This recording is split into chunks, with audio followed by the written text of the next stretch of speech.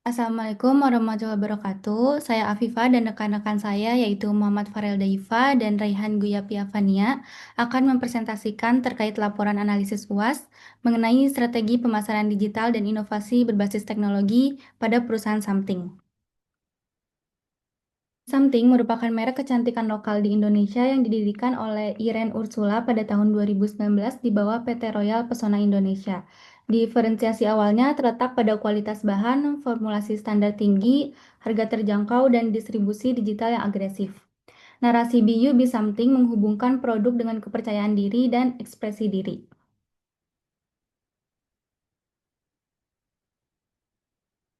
Portofolio Something mencakup produk skincare dan juga make up. Peluncuran produk hampir setiap bulan menunjukkan model inovasi yang responsif terhadap tren dan juga preferensi konsumen. Di sini Something menargetkan Gen Z dan juga milenial muda yang digital native, aktif di media sosial dan mengandalkan ulasan online. Positioning mereka menekankan kualitas, inovasi, keamanan, harga kompetitif, serta pengalaman merek yang fun, energik, dan futuristik. Selanjutnya, Something meraih reputasi melalui penghargaan seperti Best Newcomer Cosmetic Brand dari Watson HWB Awards 2021 dan juga memenangkan kategori di Tokopedia Beauty Awards pada tahun 2023. Selanjutnya akan dijelaskan oleh rekan saya yaitu Rehan Gwiapi.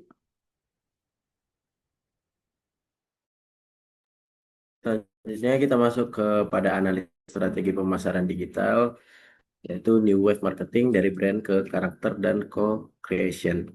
Pertama, Something mengadopsi New Wave Marketing dengan mengubah merek menjadi karakter yang relevan dengan gaya hidup generasi muda. Komunikasi, informasi, dan dialog di media sosial serta live shopping menciptakan kesan merek sebagai partisipan aktif. Ini memperkuat persepsi bahwa Something berbicara bersama konsumen, bukan hanya kepada mereka.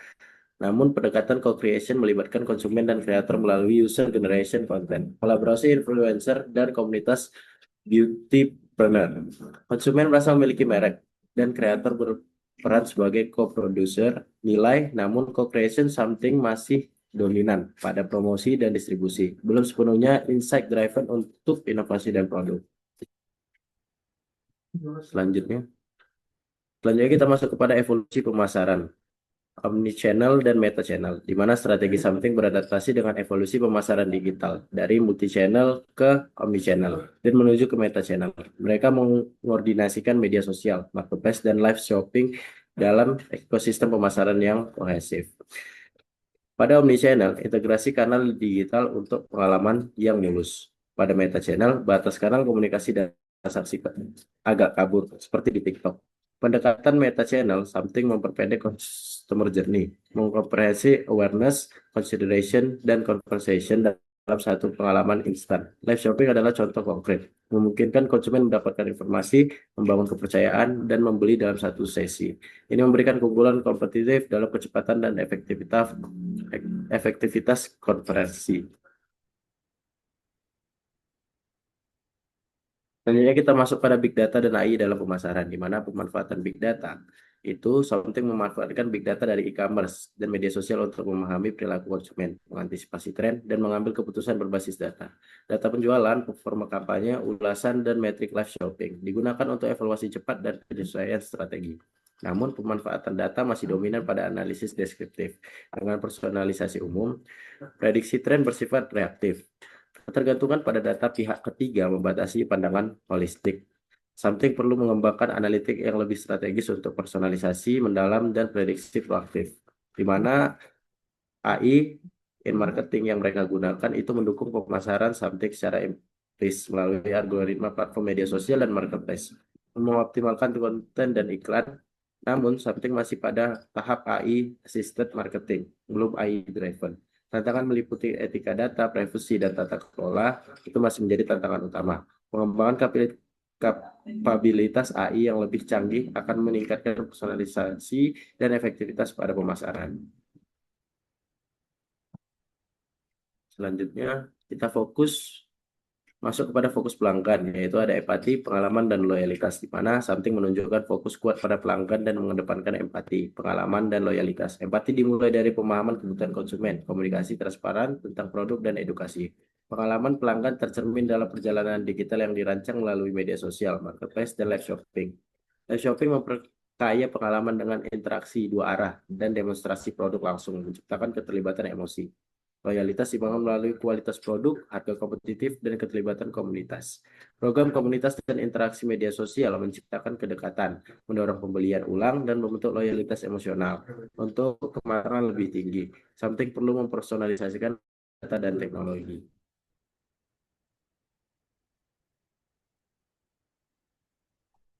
Selanjutnya, dan terakhir kita masuk kepada live shopping sebagai strategi pemasaran interaktif, di mana live shopping adalah inovasi strategi something yang menggabungkan hiburan, interaksi sosial, dan transaksi real time. Ini menjembatani komunikasi digital dan pengalaman belanja personal. Penerapan shopping menggeser pemasaran dari konten statis ke pengalaman interaktif, memungkinkan dialog dua arah, demonstrasi produk, dan respon real time. Ini meningkatkan kepercayaan konsumen dan mengurangi ketidakpastian pembelian. Live shopping juga mengkonversi tahapan pemasaran, mempercepat siklus pembelian. Sebagai saran storytelling merek yang efektif, host live shopping mempresentasikan karakter something, menyampaikan nilai merek dan keunggulan produk secara personal. Ini menciptakan pengalaman autentik dan memperkuat keterikatan emosional. Untuk nilai jangka panjang, live shopping perlu menjadi platform strategis berbasis data dan pengalaman pada something. Selanjutnya akan dilanjutkan oleh partner saya. Evaluasi strategi something dengan menyoroti kekuatan dan kelemahan pendekatannya. Kemudian juga kami akan menganalisis relevansinya dengan tren pemasaran modern seperti marketing 6.0, society 5.0, dan juga industri 5.0. Kelebihan pendekatan something di sini yang pertama, something membangun pesona merek yang dekat dengan audiens digital natif, mempercepat pembangunan kepercayaan, dan mendorong keterlibatan berulang. Kedua, pemanfaatan komunitas something dapat memperluas jangkauan secara efisien dan membangun bukti sosial yang kuat. Ketiga, integrasi marketplace, social commerce, dan live shopping efektif menggabungkan edukasi produk dan konversi cepat. Keempat, kemampuan membaca tren dan meluncurkan inovasi dengan cepat menjaga relevansi merek di pasar kecantikan yang dinamis. Dan yang terakhir, pemanfaatan data digital mendukung optimalisasi kampanye dan penyesuaian promosi berdasarkan perilaku pasar. Kekurangan dan keterbatasan something di sini yang pertama, ketergantungan tinggi pada marketplace dan media sosial dapat membatasi kontrol strategis dan juga rentan terhadap perubahan. Yang kedua, pemanfaatan big data dan AI masih dominan di level AI assisted. Yang ketiga, loyalitas konsumen berpotensi rapuh karena terlalu didorong oleh diskon. Yang keempat, adanya risiko terkait inovasi yang cepat. Dan yang terakhir, terkait etika data dan keberlanjutan yang belum menjadi narasi kuat, beresiko kehilangan kepercayaan konsumen. Strategi something di sini cukup relevan dengan marketing 6.0 yang berfokus pada pemasaran digital, real time, dan berbasis pengalaman. Something di sini unggul dalam menciptakan pengalaman interaktif melalui live shopping, social commerce, dan konten edukatif, juga memperpendek jarak antara merek dan juga konsumen. Strategi something di sini sudah selaras dengan Society 5.0 yang menempatkan kebutuhan konsumen sebagai pusat melalui edukasi, akses produk, dan juga interaksi yang responsif. Kemudian, something juga menunjukkan arah industri 5.0 melalui inovasi produknya dan juga kedekatan terhadap konsumen. Selanjutnya akan dijelaskan oleh rekan saya, Farel Daifa. Baik, selanjutnya ada bagian rekomendasi strategi inovasi. Nah, di sini rekomendasi ini dirancang untuk mengatasi ketergantungan pada platform pihak ketiga dan loyalitas berbasis diskon. Strategi ini bertujuan untuk memperkuat aset merek, meningkatkan pengalaman pelanggan, skalabilitas, etika, dan unit ekonomi. Selanjutnya ada strategi scientific ID. Jadi strategi ini ada tiga bagian, yaitu yang pertama ada personalisasi AI berbasis data pihak pertama, yaitu membangun ekosistem personalisasi skin ID dengan profil kulit berbasis quiz, referensi, dan histori pembelian untuk rekomendasi pada rutin produk otomatis. Yang kedua ada implementasi bertahap, dimulai dari MVP berbasis aturan, lalu ditingkatkan ke model machine learning dan rekomendasi yang lebih presisi, prediksi, replacement, dan deteksi turn. Yang ketiga, ada nilai nyata dan privasi, yaitu menawarkan rutinitas builder otomatis, opsi substitusi produk, reminder replacement, dan chat bot edukasi, dan juga transparansi privasi dengan persetujuan ekspektasi dan kontrol pengguna. Selanjutnya ada strategi kedua yaitu always on live commerce creator network playbook. Yang pertama ada standarisasi live commerce yaitu meningkatkan live shopping menjadi live on live commerce dengan playbook operasional, format konten, standar demo, SOP interaksi, dan evaluasi pasca live. Yang kedua ada pilar konten. Di pilar konten ini ada 4 pilar yaitu rutin kelas, ingredients deep dive, problem solving clinic, dan launch referral untuk meningkatkan repeat view tanpa diskon berlebih. Yang ketiga ada gamifikasi dan pengukuran. Itu terdiri dari integrasi elemen, gamifikasi atau misi dan budget untuk loyalitas, pengukuran watch time, CTR, conversion rate, dan profitabilitas per live untuk keputusan mingguan. Selanjutnya ada strategi ketiga yaitu loyalitas 2.0 dari komunikasi ke insight. Jadi yang pertama ada loyalitas berbasis nilai, menggeser fokus dari diskon ke benefit, edukasi, akses, dan status komunikasi untuk loyalitas yang panjang.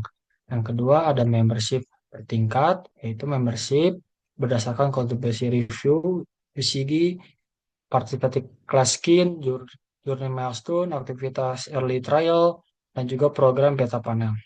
Yang kedua ada konten edukasi, yaitu konten edukasi berkualitas sebagai produk membangun engagement dan kepercayaan, bukan hanya meningkatkan kepercayaan, tapi meningkatkan juga jangkauan. Yang kedua ada sumber insight, komunikasi sebagai sumber insight untuk inovasi produk, yaitu masalah kulit, payment point, rutinitas, dan evaluasi produk. Jadi untuk kesimpulan target masa depan, Something menunjukkan performa yang sulit dalam pasar digital, namun menghadapi tantangan ketergantungan platform dan loyalitas berbasis promo. Rekomendasi strategi Skin ID, Always on Live Commerce, dan Loyalty 2.0 bertujuan mengalihkan pertumbuhan dari Prom Lead ke Experience Led Growth.